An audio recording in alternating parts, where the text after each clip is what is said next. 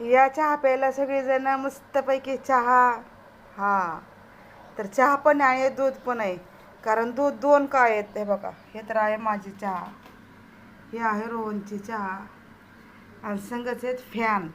ह्याला फॅन म्हणतात बरं का इकडं. हो का, हे आपल्या इकडं खारी असते पण अशी खारी नाही मिळत आपल्या इकडं. हे बघा, हे आहे खारी आणि ही मठ्ठी.